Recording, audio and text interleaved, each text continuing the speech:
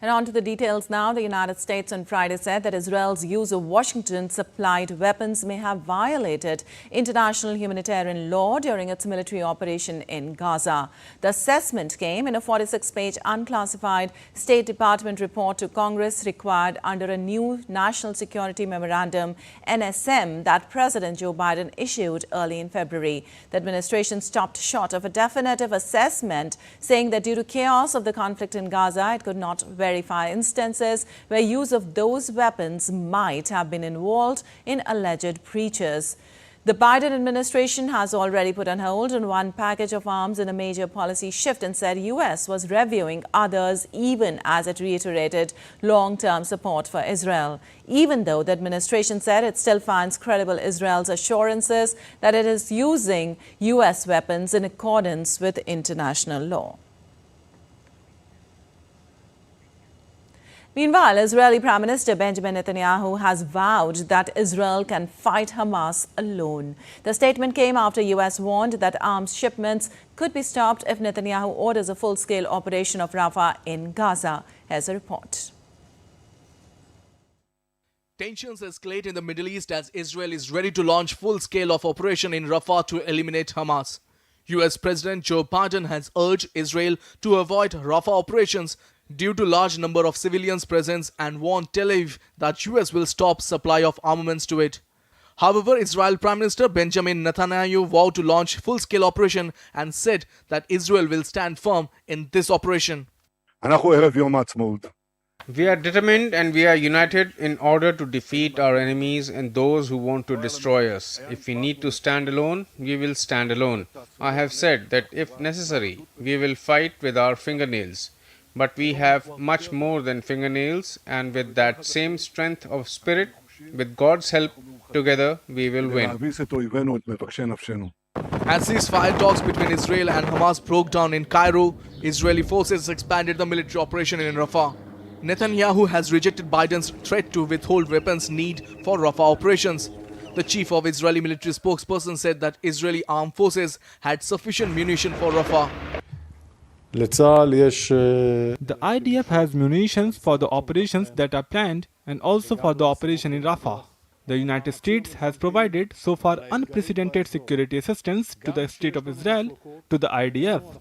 The State of Israel has its security interest, and we are also attentive to the interest of the United States, and this is how we will continue to operate. In the wake of its operation, Israel has ordered civilians to move from eastern part of Rafah, forcing tens of thousands of people to seek shelter outside the city. Israel said it cannot win the war without assaulting Rafah to root out thousands of Hamas fighters. Till now, Israel has claimed to destroy 20 out of 24 Hamas battalions and remaining 4 are operating in Rafah. Aman Kumar, Himanshu's report, TD India.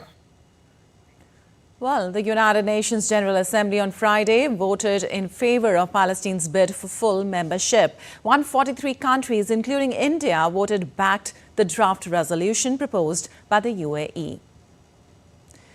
9 countries, including US and Israel, voted against, while 25 abstained. The resolution reaffirmed the two-state solution and called on the United Nations Security Council to reassess Palestine's application. Palestine is currently a non-member observer state.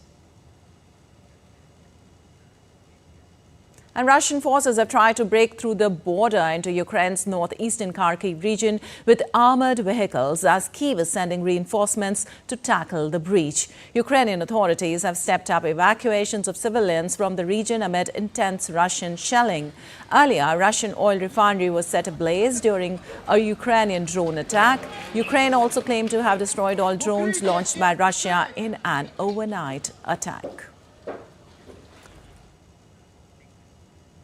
And Kuwait's Emir Sheikh Mesha Al-Ahmed Al-Sabah has dissolved country's parliament and suspended some of the constitutional articles for a period not exceeding 4 years, during which all aspects or democratic aspects will be studied. In a televised speech on Friday, Kuwait's Emir announced that the powers of the National Assembly will be assumed by the Emir and the country's cabinet. Explaining his decision, the Emir said Kuwait has been through some hard time lately, which leaves no room for hesitation or delay in making difficult decisions to save the country and secure its highest interest.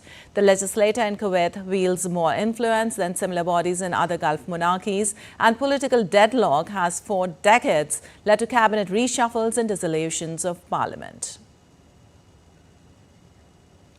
And Britain's economy has experienced its largest growth in the 3 years in the first quarter of 2024, providing a much-needed boost to Prime Minister Rishi Sunak ahead of elections. The UK fell into recession at the end of 2023 after shrinking for 2-3 months period in a row. As per the National Statistics Office, the economy grew by 0.6% from January to March, the fastest rate for 2 years. However, Britain has still had one of the slowest recoveries from the effects of the coronavirus pandemic among major advanced economies.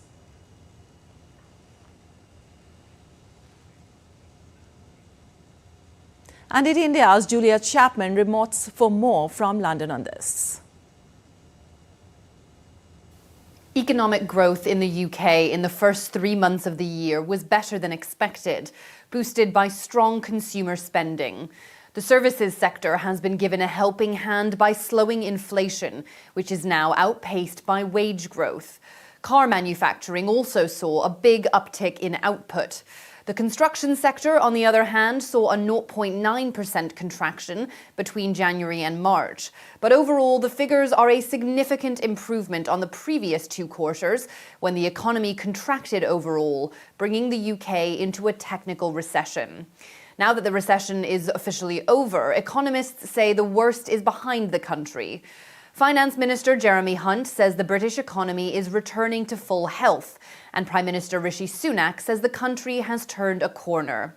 After undoubtedly a difficult couple of years that the country has had, with COVID, Ukraine, and everything else in between, that actually now things are starting to feel better. The government will use the figures published on Friday to send a political message that the Conservative Party can be trusted with the economy. It's unlikely, however, to make much of a dent in its polling figures, with the ruling party trailing the opposition by a large margin. Despite the positive economic news, when adjusted for inflation and population growth, GDP per capita is still 0.7% lower than a year ago. The opposition Labour Party says prices are still high and British people are worse off than when Rishi Sunak took office. Shadow Chancellor Rachel Reeves says this is no time for a victory lap, arguing that living standards are lower than they were at the beginning of this parliament. Julia Chapman in London, reporting for DD India. An Australian Prime Minister, Anthony Albanese, on Friday announced that the government would hold a parliamentary inquiry to look into the negative impacts of social media platforms. Albanese said that the social media platforms have significant reach and control over what Australians see online, with almost no scrutiny. The government has criticised social media platforms for not being quick enough to remove violent posts and seeks more oversight over content posted on Meta's Facebook, ByteDance's TikTok and Elon Musk's owned X. I think that this will be an important inquiry for people and the community to engage in the debate about what is the role of social media, how do we make sure that social media's benefits continue whilst the potential for harmful impacts are minimised. Well, US President Joe Biden's administration is poised to unveil a sweeping decision on China tariffs as soon as next week. As per Reuters quoting Bloomberg's report, the decision is the culmination of a review of so-called Section 301 tariffs first imposed under Donald Trump. The administration is set to impose new targeted tariffs on some key sectors, including electric vehicles, batteries and solar equipment. The full announcement is expected to also largely maintain existing levies. An announcement is scheduled for 14th of May. And in Brazil, where devastating floods are wreaking havoc, the death toll climbed to 126. Heavy rains continued in Rio Grande do Sul on Friday, causing several rivers and lakes to overflow. The storms have displaced more than 300,000 people, with 141 still accounted for. According to Civil Defense, almost 2 million people. The Met Department has said the rains will continue till from Monday. And as Mexico grapples with heat wave, 10 cities registered record high temperatures on Friday. The maximum temperature reached 34 degrees Celsius, higher than recorded last month. The heat wave caused blackouts across the states. And India's Delhi National Capital Region witnessed major thunderstorms, strong winds and rainfalls late on Friday evening. The storm caused major traffic disruptions and flight diversions. Delhi Airport said 9 flights heading to the city were diverted to Jaipur in Rajasthan. Adjoining areas like Noida and Ghaziabad also experienced a sudden and intense dust storm. The India Meteorological Department said that winds over 50 km per hour were reported in Delhi. The IMD urged residents to remain indoors and refrain from unnecessary travel. And now let's take a look at other stories making news around the world. Thousands of protesters charged onto Tesla's factory site near Berlin on Friday as part of a 5-day demonstration against the car maker's local expansion plans. Footage on social media showed crowds of black-clad protesters on Tesla premises and running towards one of the site's buildings. The lower house of Russia's parliament voted in favor to approve the nomination of Mikhail Mishustin to return as prime minister. Russia's government resigned automatically after President Vladimir Putin's inauguration on May 7th, following his re-election, and Putin nominated Mishustin to continue leading the cabinet. And still to come in this edition of DD India Live. Last leg of campaigning continues unabatedly as phase 4 of general election approaches. Prime Minister to hold public meetings in Odisha. India to participate at 77th Cannes Film Festival. We'll tell you more ahead. An Indian cricket board set to appoint new coach before T20 World Cup.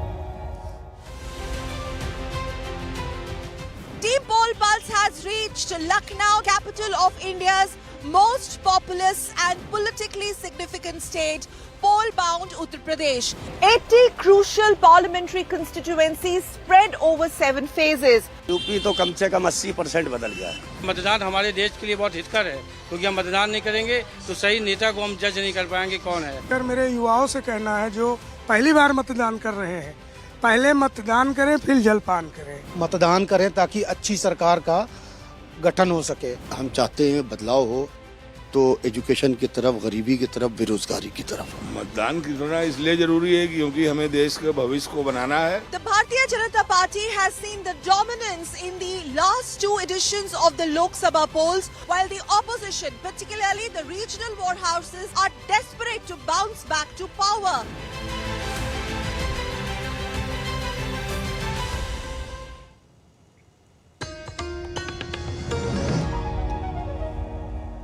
Welcome back. You're watching DD India Live. I'm Lipakshi Khurana, and now let's get you the latest on the world's largest democratic election in India.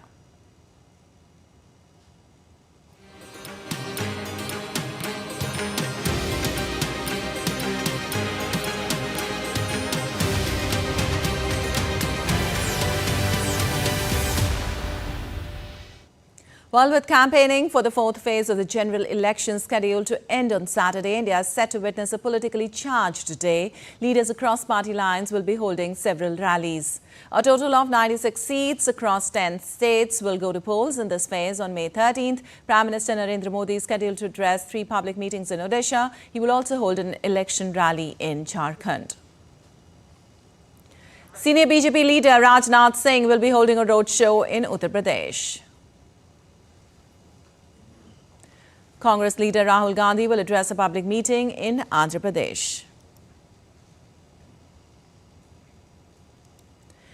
Aam Aadmi Party Supremo and Delhi Chief Minister Arvind Kejriwal is expected to participate in a roadshow along with his Punjab counterpart Bhagwant Mann. Notably, this will be Kejriwal's first roadshow after he was granted bail in the excise policy scam.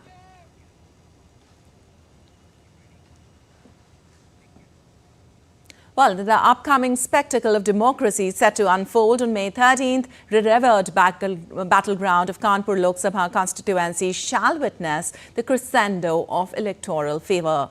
Amidst the political fray, amidst the bustling streets and fervent chatter, one name resonates: Thaggu Ke Laddu, an iconic sweet haven nestled within Kanpur's vibrant heart. Our correspondent Siddharth Bharadwaj ventures out to grasp the sentiments of the electorate, capturing the conversations of those ready to exercise their democratic rights. Let's listen in.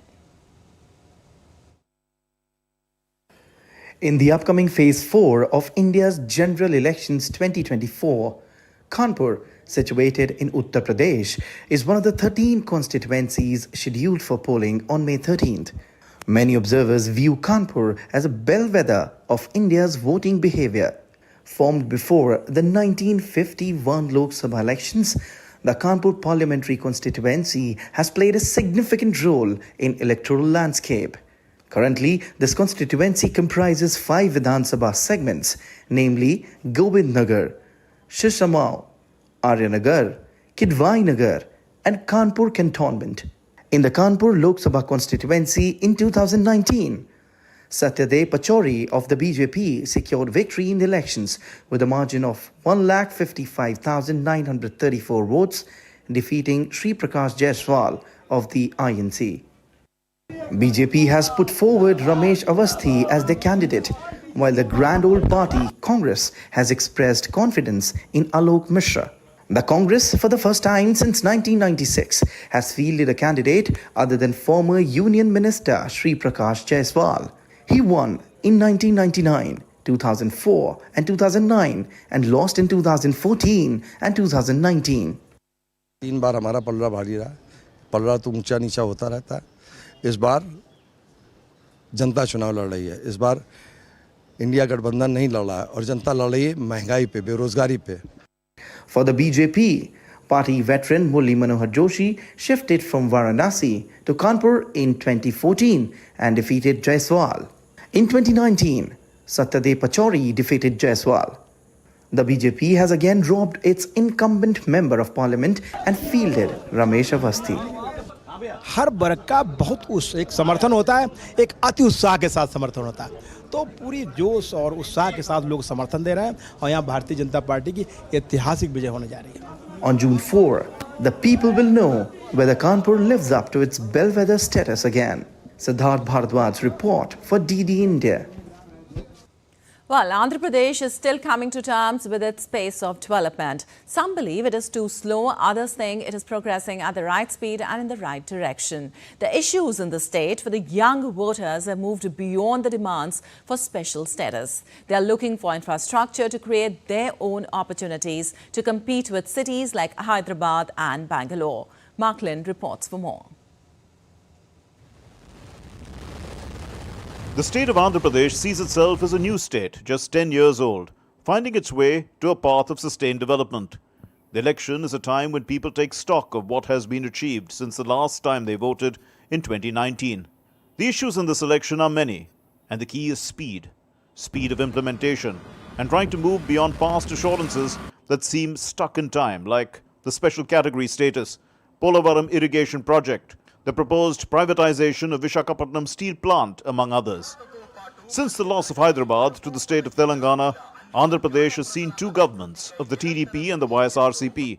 Both have tried to create the right infrastructure for economic growth and investment in the state, but there is a question of where. Naidu said that 2014 when he came, Amaravati would be the greenfield capital. And that time it was on the floor of the House, they agreed by both the parties. Okay, go ahead. Then Jagan comes back and says that we will not have one capital, we'll have 3 capital under the factor of decentralized development. So as of now, as you said, we don't know which is the capital.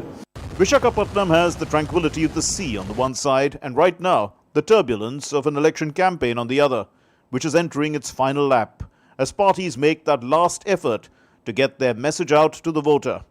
The city has a vibrant startup culture with over 76 startups across sectors. It's not about the government which is ruling here. It's not about any particular party, but we have an ocean of opportunities. Visakhapatnam is accessible and Andhra Pradesh is quite accessible for any kind of business as of now, and we are seeing profits here. Many youth still hope that parts of Andhra Pradesh can resemble the big city of Hyderabad lost to Telangana, that they feel still provides more opportunities than emerging capitals in Andhra Pradesh. Compared to Telangana, Hyderabad, I think there is a past 3 years there is no development here. Lack of opportunities, they get migrated to Hyderabad, Bangalore, Chennai, so and so. So when compared to past 5 years, Vizag is growing in IT sector. Vizag could compete with Hyderabad as well in future. Newborn state should be developed. So whichever government is coming, they need to focus not only the capital proposed place, but everything they need to look over in developing other structures too. But end of the day, these people shouldn't fight over an issue of the word capital, but they need to make sure that they're developing on every side of the state. At the end of the day, the people are drivers of change. The pace of development has a speedometer attached to it. For some, the speed is not fast enough. For others, the image in front of them needs more clarity, more vision. For still others, both the speed and the image in front of them are just right. With cameraman Piyush Vardhan Verma, this is Mark Lin, DD India, Visakhapatnam. And in sports, the Board of Control for Cricket in India is set to invite applications for new head coach of the men's cricket team before T20 World Cup. BCCI Secretary Jay Shah said that an advertisement to hire a new head coach will be released soon. Rahul Dravid's current contract with the BCCI as the head coach of the Indian team runs out at the end of June. India will take part in T20 World Cup in West Indies and USA that begins on June 2nd. Shah confirmed the new head coach will be offered to take charge till the ODI World Cup in 2027. And India will participate at the 77th edition of Cannes Film Festival from May 14th to the 25th. It is a special year for India as the country will host a Bharat Parva at the world's renowned festival. The Bharat Pavilion has been designed by Ahmedabad's National Institute of Design and has been christened the Sutradhar for depicting this year's theme of Create in India. An Indian film, All We Imagine as Light by Payal Kabadia, is in the competition after 30 years. The corporate Indian delegation consists of representatives from Government of India, state governments, members of the industry, and will showcase India's creative economy in the fest. The official poster and trailer of the 55th India International Film Festival to be held in Goa in November will also be unveiled at the Bharat Parv. All right, that's all for this edition of DD India Live, but let us know your thoughts on the news of the day. For those on the go, you can get all the latest news and updates from India and across the world on the DD India mobile app. The app is available on both Android and iOS platforms. Scan the QR code on the screen to download now. We'll be back with more news as it breaks here on DD India. I'm Lipakshi Khurana from all of us here in Delhi. Thanks for watching DD India Live.